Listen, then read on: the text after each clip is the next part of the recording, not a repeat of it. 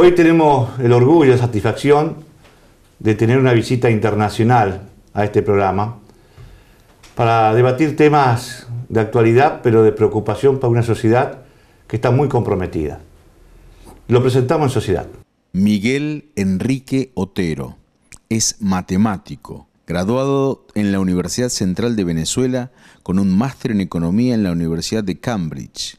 Además es propietario y director del diario El Nacional, el único diario independiente de tirada nacional que queda en Venezuela. Actualmente vive en Madrid, en exilio forzado desde hace un año. Miguel, ¿cómo le va?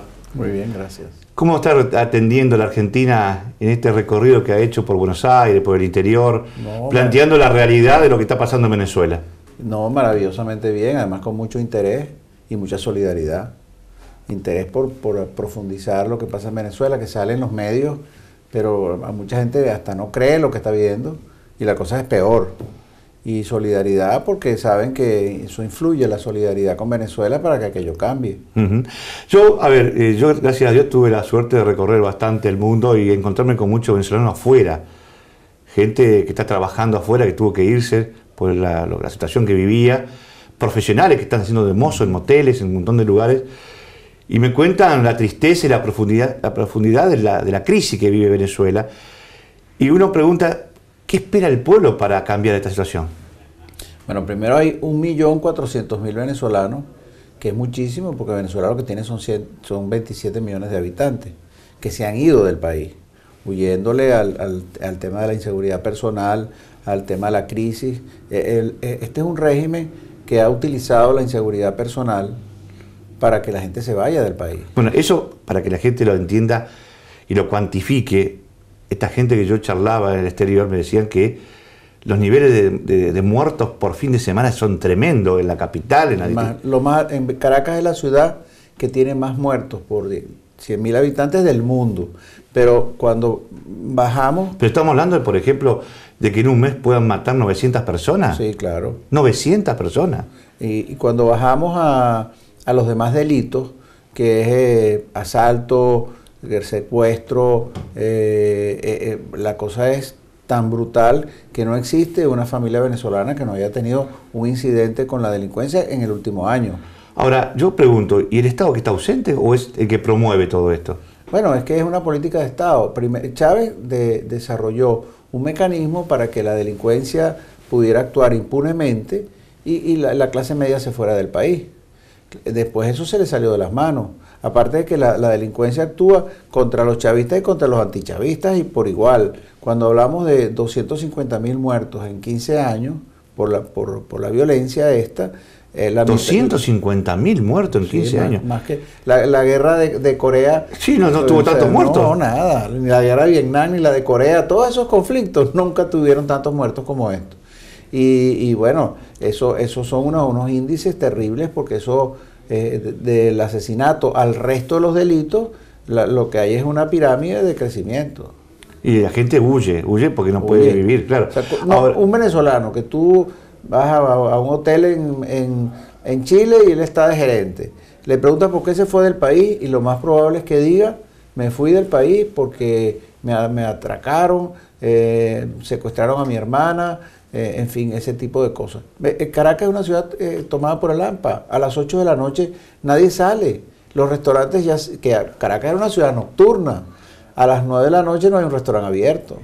Ahora, de ese esplendor que yo conocí de Venezuela de los años 80, 90, a la situación que vive hoy, ¿qué pasó? ¿Por qué era un país floreciente, petrolero, que venía, en la época que no había tanto valor del petróleo, era un país que estaba en auge, que tenía su producción nacional, y de pronto, con un petróleo tan alto, termine como terminó?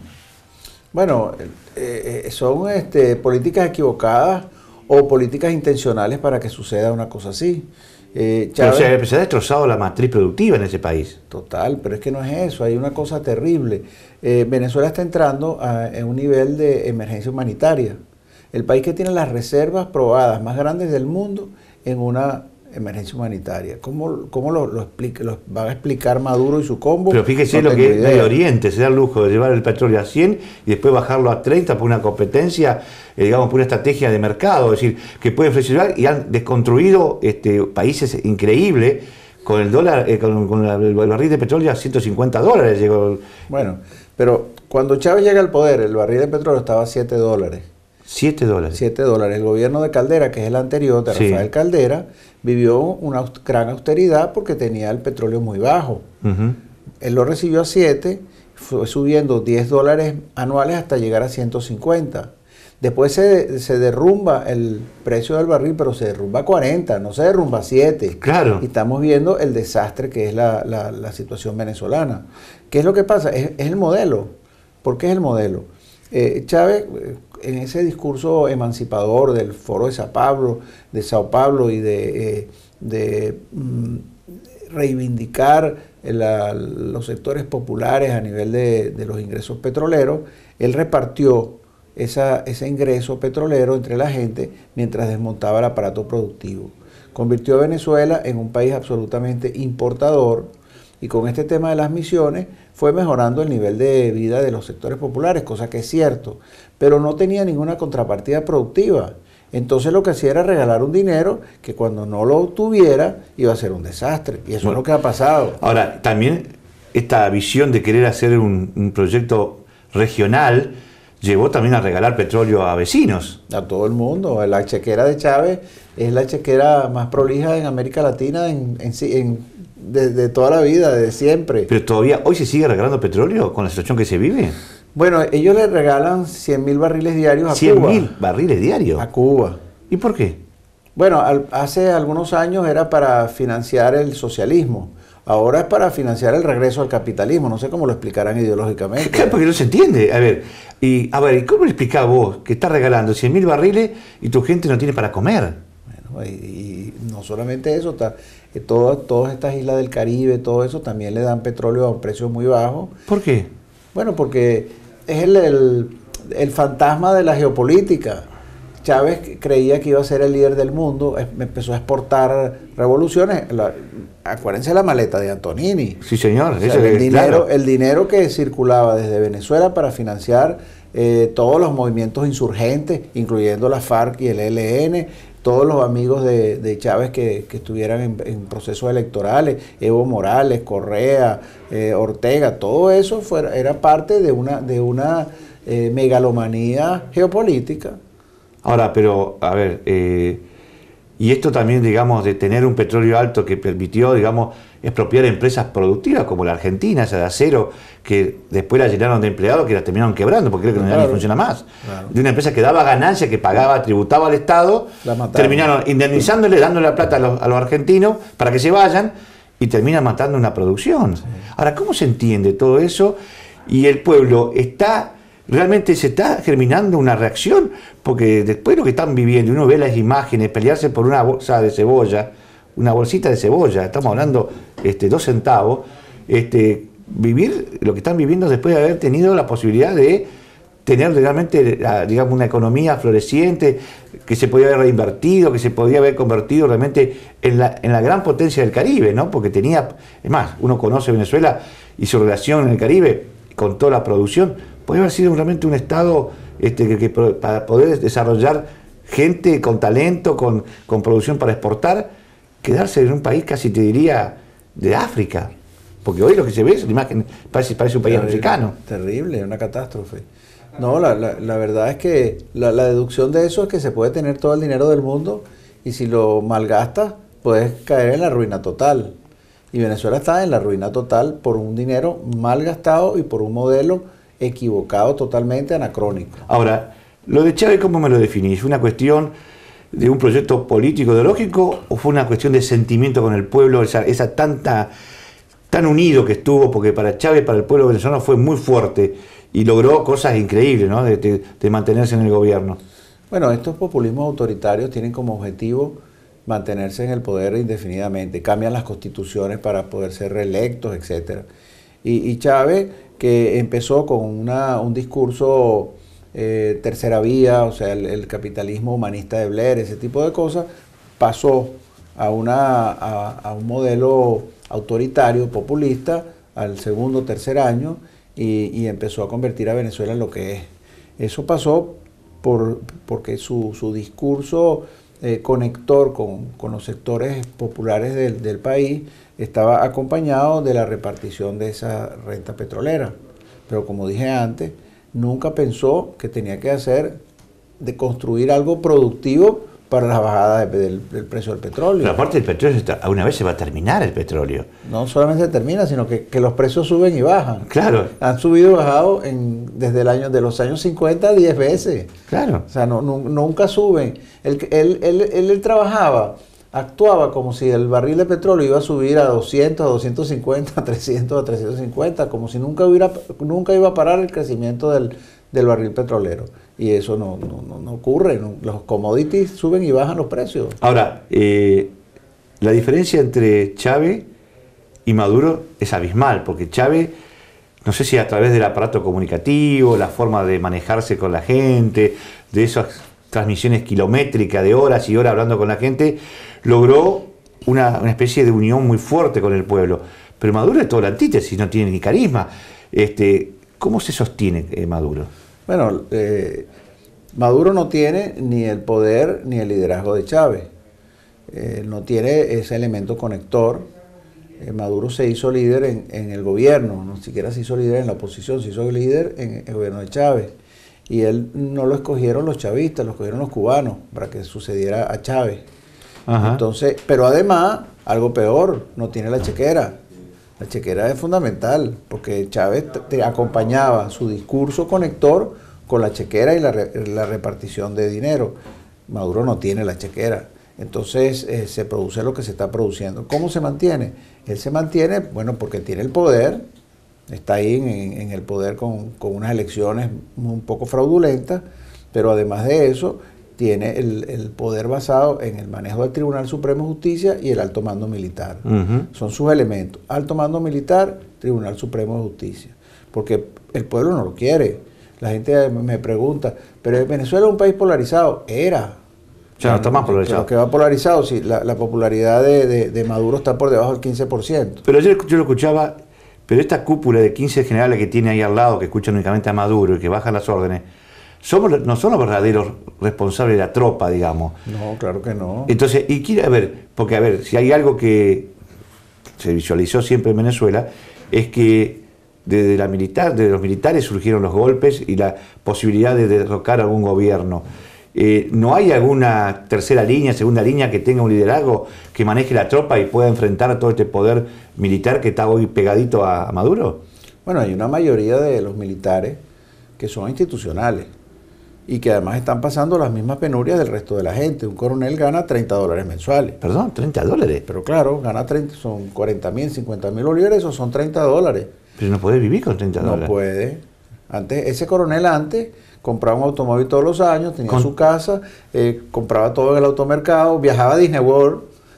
Ese señor hoy no puede salir de su casa. No puede salir de su casa. Y las esposas las asaltan, les roban los celulares, todo bien, todas las tragedias de los venezolanos. Entonces, esa es una mayoría de las Fuerzas Armadas, pero son Fuerzas Armadas institucionales, no son Fuerzas Armadas golpistas. Entonces ellos defienden la Constitución, y Maduro, cuando viola la Constitución, cada vez que él viola la Constitución está jugando con fuego, porque tiene unas Fuerzas Armadas institucionales que se le han parado algunas veces y se le pueden parar definitivamente.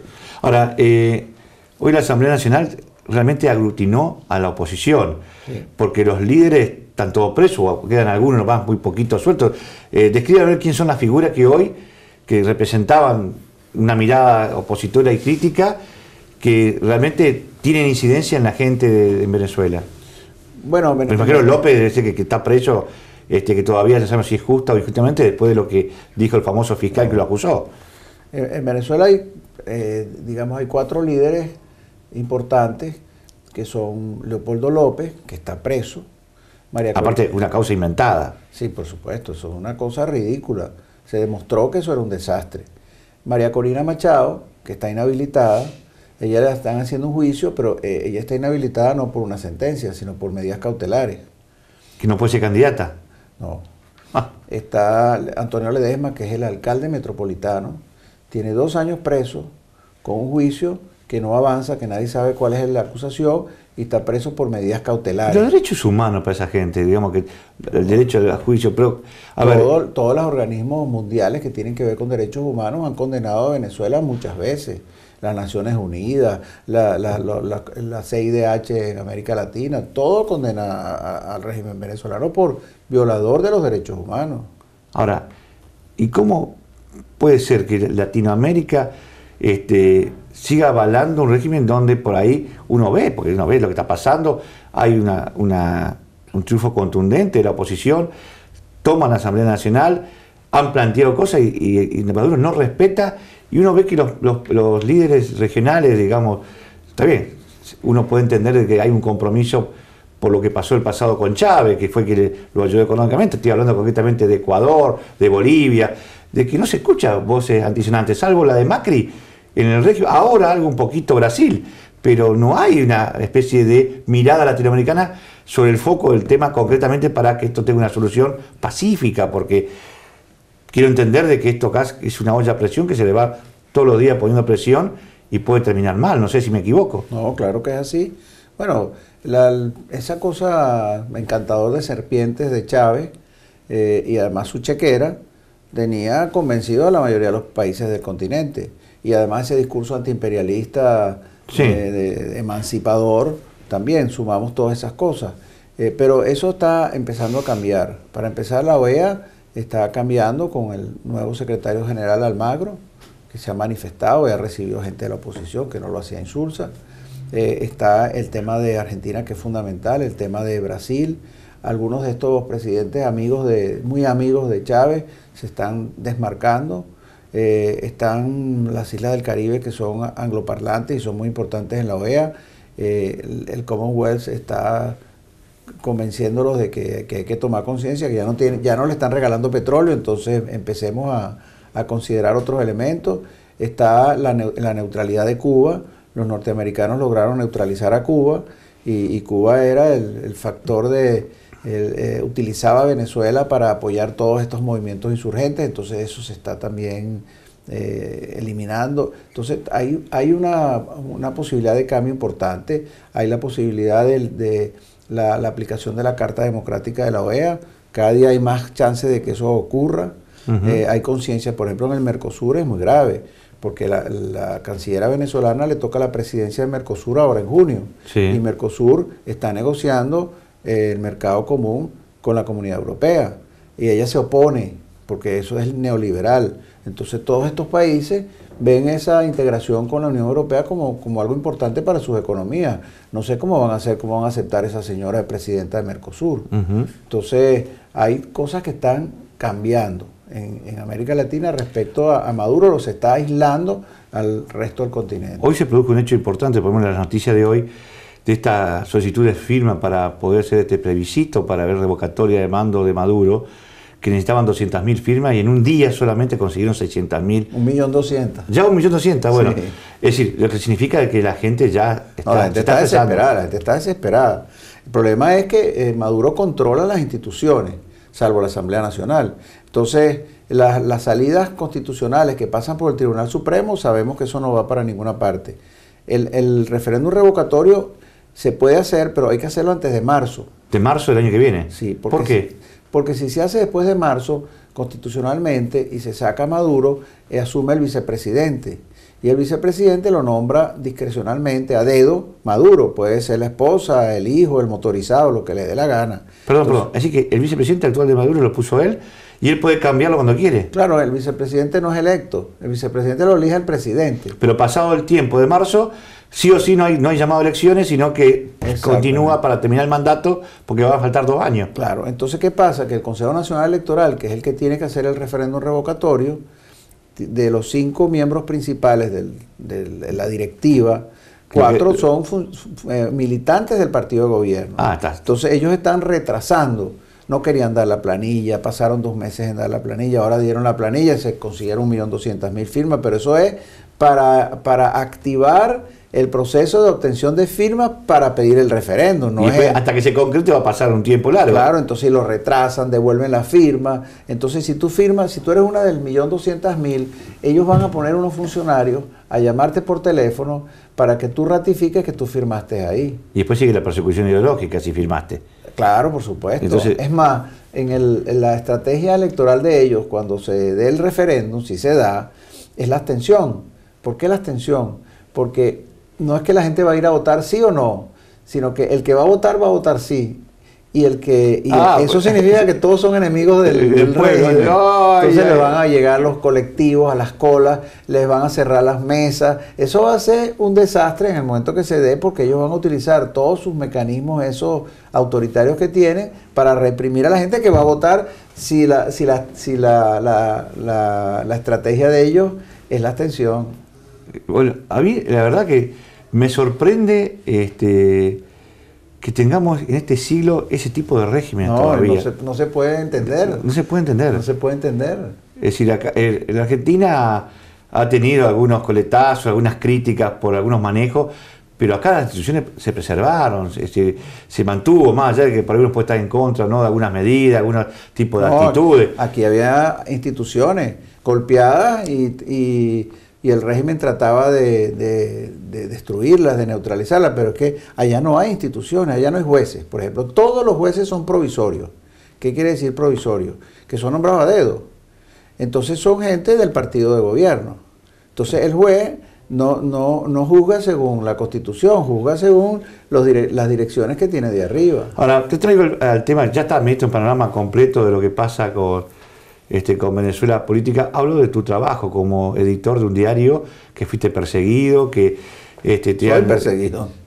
Soy perseguido. Sí, por eso digo, y encima tocando temas por ahí tan candentes como notas como esa, la de Narcosobrinos, que fue relacionado con Maduro. Somos el único periódico que lo publicó. Claro.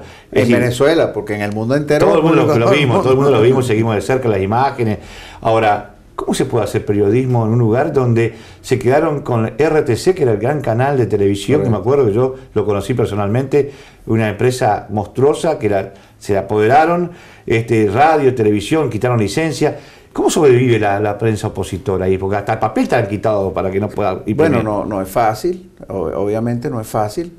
Somos el único periódico nacional importante que queda en Venezuela independiente. Nosotros informamos todo, pero tenemos el acoso judicial. Pues de hecho, yo estoy fuera del país y todas las semanas este señor Diosdado Cabello dice que cuando yo regrese me van a meter en una mazmorra. Entonces, tiene no solamente mi persona, sino la junta directiva, el consejo editorial del periódico, todos están en esas condiciones de acoso judicial. Después está la represión administrativa, que es la tributaria y publicitaria. Avisos del gobierno, nada. Y la tributaria siempre están los fiscales fastidiando. Después está la amenaza permanente a través de esos programas que tienen ellos, las cadenas, 3 horas de cadena, el programa de Diosdado Cabello. Entonces ellos amenazan, insultan, todo lo que sea con el verbo contra nosotros, inventan calumnias, cualquier cosa.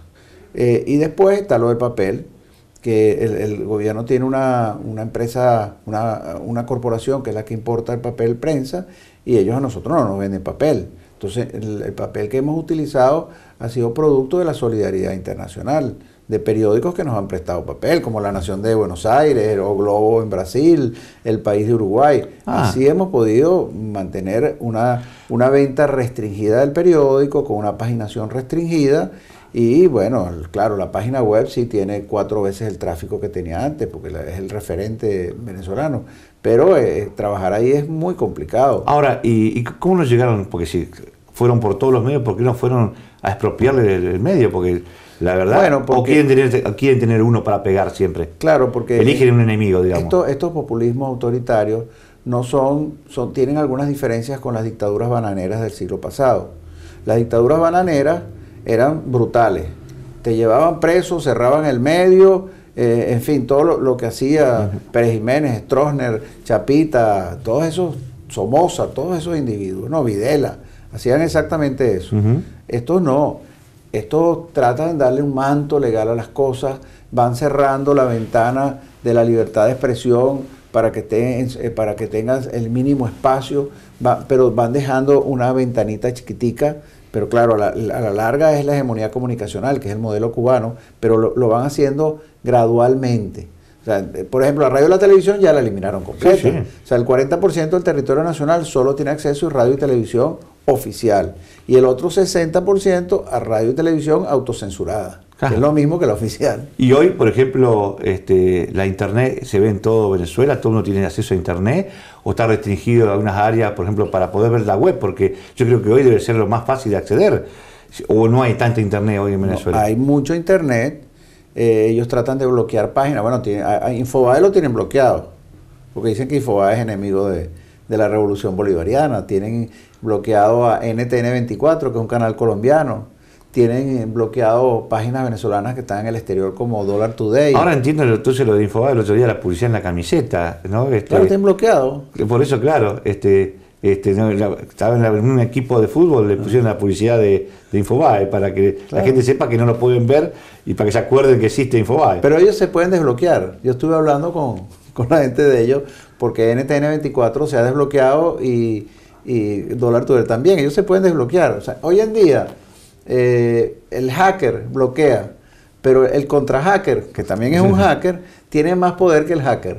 Entonces se pueden desbloquear. Ellos dentro de poco vas a ver que Infobae se va a poder ver en Venezuela. Bueno, para terminar, ¿cómo es esto de estar viviendo fuera del país, con los sentimientos, con las ganas de volver? ¿Cree que esto va a ser rápido, pronto? Yo creo que va a ser rápido, va a ser pronto. Eso es un desastre como no ha habido nunca en América Latina. Yo no sé cómo se ha podido mantener en un régimen así. Un régimen que tiene todo en contra. Toda la población, incluyendo su partido, los militares, los gremios, el mundo entero consciente de lo que pasa allá. Entonces eso no debería mantenerse mucho tiempo. Yo espero que la salida sea una salida pacífica, democrática, referéndum revocatorio, algo por el estilo, y que no sea una cosa violenta. Traumática. Porque en América Latina, cuando la olla de presión no deja salir el gas durante mucho tiempo, las salidas son violentas. Son violentas. Miguel, gracias por haber compartido estos minutos y para conocer la realidad de lo que pasa en Venezuela, un país tan querido hacia el argentino, pero que uno ha conocido en otro momento y quisiera volver a verlo. Gracias por estar. Gracias a ti.